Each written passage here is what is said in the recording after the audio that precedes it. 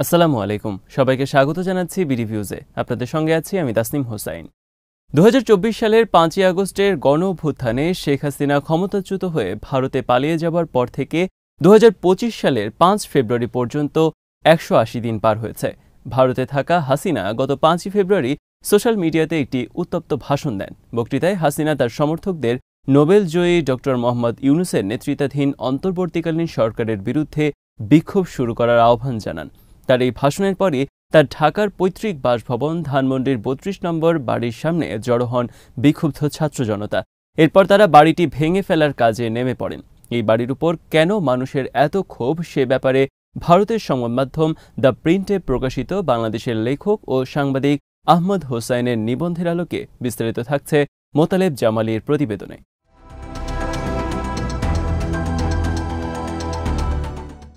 নিজের স্বৈরশাসনের প্রতি সমর্থন আদায়ের জন্য হাসিনা তার পিতার উত্তরাধিকার এবং স্বাধীনতা যুদ্ধকে হাতিয়ারে পরিণত করেছিলেন। এই দুটি বিষয়ের উপর হাসিনা এতটাই নির্ভরশীল হয়ে পড়েছিলেন যে বাংলাদেশের সাধারণ মানুষ হাসিনা থেকে শেখ মুজিবকে আলাদা করতে পারছিল না। দুজনেই একটি অভিন্ন সত্তায় পরিণত হয়েছিলেন। ভারতের পররাষ্ট্র নীতিও এই জালে আটকা পড়েছিল। কাজেই শেখ হাসিনা ও ভারতের বিরুদ্ধে বাংলাদেশের মানুষের তীব্র ক্ষোভ থাকাটাই স্বাভাবিক।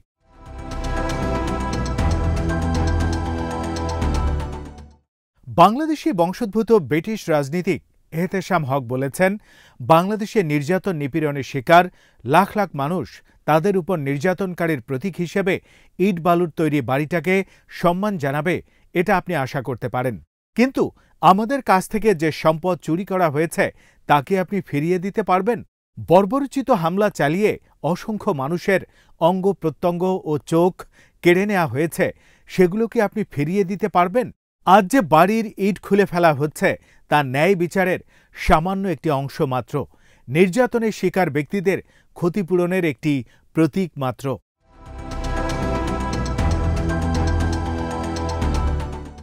হাসিনা মুজিবকে গুম, লুটপাট, দুঃশাসন ও ক্ষমতার অপব্যবহারের প্রতীকে পরিণত করেছিলেন। বাংলাদেশের মানুষ একসময় যে বাড়িটিকে তাদের গর্বের প্রতীক হিসেবে মনে করত, সেটা আজ হাসিনার সাথে তুলনার বিষয়ে পরিণত হয়ে দাঁড়িয়েছে।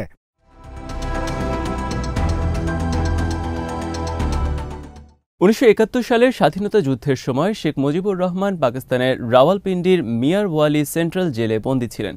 তার অবর্তমানে স্বাধীনতা যুদ্ধে নেতৃত্ব দিয়েছেন তাজউদ্দিন আহমদ। তার স্ত্রী জোহরা তাজউদ্দিন শেখ মুজিব সপরিবারে নিহত হওয়ার পর আওয়ামী লীগকে সংগঠিত করার দায়িত্ব নেন এবং ১৯৭৭ সালে তিনি দলটির আহ্বায়ক নির্বাচিত হন।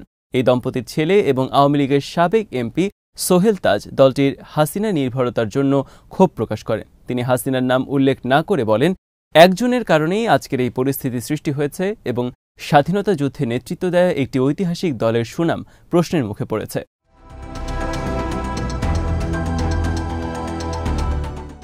হাসিনার প্রতি ভারতের একচ্ছত্র সমর্থন নিয়ে বরাবরই বাংলাদেশে জোরালো আলোচনা ছিল এবং তার কর্মকাণ্ডগুলো মিডিয়ায় এসেছে।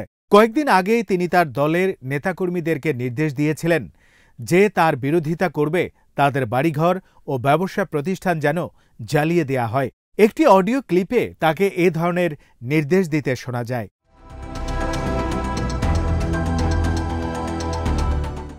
এটা দিবালোকের মতো স্পষ্ট, হাসিনা দালাই লামা নন।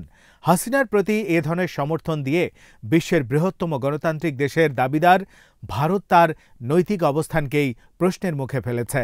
প্রতিবেশী দেশগুলোর মধ্যে হাসিনাই ছিলেন ভারতের সবচেয়ে ঘনিষ্ঠ বন্ধু, আর আওয়ামী লীগ ছিল বাংলাদেশে ভারতের একমাত্র মিত্র। বাংলাদেশে হাসিনাকে পুনর্বাসন করার ভারতীয় চেষ্টা একটি অসম্ভব কাজ, সুদূর পরাহত। কারণ সারা দেশের তার লেলিয়ে দেয়া নিরাপত্তা বাহিনীর গুলিতে হতাহত মানুষের স্মৃতিতে এখনও সেসব ঘটনাবলী তরতাজা রয়েছে। মানুষ এখনও এসব ভুলে যায়নি।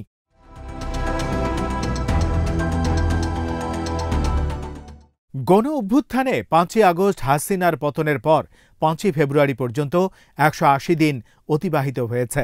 এই সময়ে হাসিনা বিরোধী আন্দোলনকারীদের মধ্যে নানা বিষয়ে মতপার্থক্য তৈরি হয়েছিল। কিন্তু হাসিনা যখন তার সেই দুর্ভাগ্যজনক ভাষণটি ৫ই ফেব্রুয়ারি দেওয়ার কথা ঘোষণা করেন, তখন থেকেই মতপার্থক্য ভুলে আবার ঐক্যবদ্ধ হতে শুরু করেন আন্দোলনকারীরা। ফেসবুক লাইভে তার চেহারা ভেসে আসতেই সেই রাতেই তারা ধানমন্ডির ৩২ নম্বর বাড়িটির সামনে সমবেত হয়ে সেটি ভেঙে ফেলার কাজ শুরু করেন।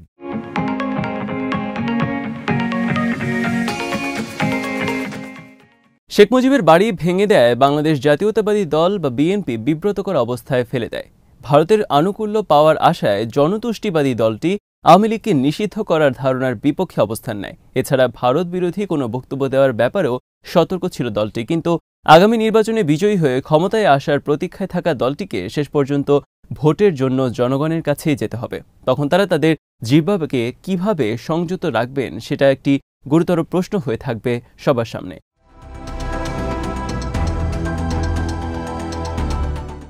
ভারতের উচিত বাংলাদেশের তরুণ প্রজন্মের চোখ দিয়ে এদেশকে দেখা।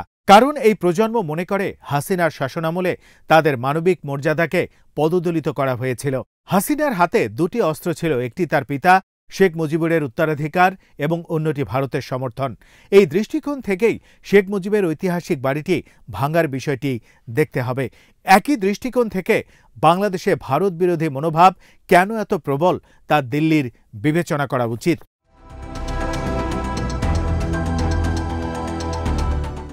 বিশ্বের পঞ্চম দীর্ঘস্থল সীমান্ত রয়েছে বাংলাদেশ ও ভারতের মধ্যে। এমন একটি প্রতিবেশী দেশে ভারত নির্লজ্জের মতো সেই শাসককে সমর্থন দিয়েছে যিনি দেশে নিকৃষ্ট স্বৈরশাসন কায়েম করেছিলেন। এই বিষয়টি অনুধাবন করে ভারতের লজ্জিত হওয়া উচিত। নরেন্দ্র মোদী সরকারের উচিত দেশটির সাবেক প্রধানমন্ত্রী অটল বিহারী বাজপেয়ীর মতো বাংলাদেশ সরকারের ব্যাপারে বাস্তব ভিত্তিক নীতি অনুসরণ করা। সেই সময় বাংলাদেশ ও ভারতের মধ্যে শীতল সম্পর্ক থাকা সত্ত্বেও বাজপেয়ী তার ব্যক্তিগত উদ্যোগে খালেদা জিয়ার হাঁটুর অপারেশন করার জন্য ভারতে যাওয়ার আমন্ত্রণ জানিয়েছিলেন।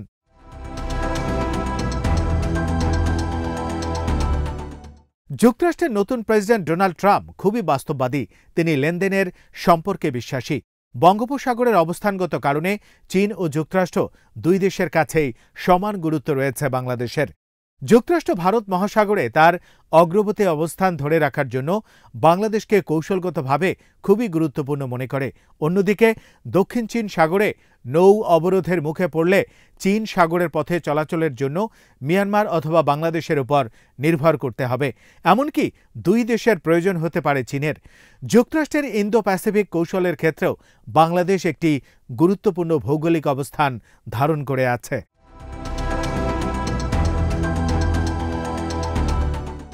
অগস্ট বিপ্লবের পর থেকে বাংলাদেশ চীন ও যুক্তরাষ্ট্র দুই দেশের কাছেই বিশেষ গুরুত্ব বহন করছে। ফলে দুই পরাশক্তির সাথেই দর কষাকষির ক্ষেত্রে বাংলাদেশ একটি সুবিধাজনক অবস্থানে রয়েছে। ভারত শেখ হাসিনা ও আওয়ামী লীগকে আবারও বাংলাদেশের ক্ষমতায় বসানোর অলীক স্বপ্নে বিভোর হয়ে আছে। আর এই সুযোগে চীন বাংলাদেশের অন্তর্বর্তী সরকার ও রাজনৈতিক দলগুলোর সাথে তাদের সম্পর্ককে জোরদার করার পথে হাঁটছে।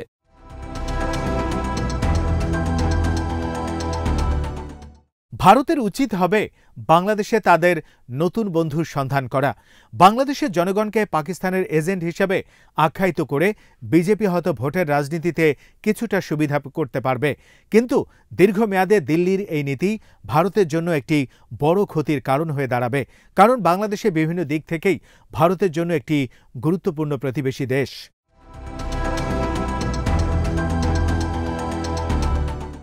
চীন বাংলাদেশকে তার পররাষ্ট্রনীতি সাজাচ্ছে বাস্তবতার নিরিখে। অন্যদিকে ভারত আটকে আছে গণ অভ্যুত্থানে ক্ষমতাচ্যুত হওয়া পতিত স্বৈরশাসক ৭৭ বছর বয়সী শেখ হাসিনাকে নিয়ে এক অলীক স্বপ্নবিলাসের মধ্যে। আন্তর্জাতিক মানবাধিকার সংগঠন হিউম্যান রাইটস ওয়াচের মতে হাসিনা বাংলাদেশে অনেকগুলো খুনের জন্য দায়ী। বাংলাদেশ নিয়ে ভারতের নীতি যুক্তরাষ্ট্রের জন্য বিপদ ডেকে আনতে পারে, কারণ দক্ষিণ এশিয়ায় চীনকে মোকাবেলায় যুক্তরাষ্ট্র অনেকাংশেই ভারতের উপর নির্ভরশীল।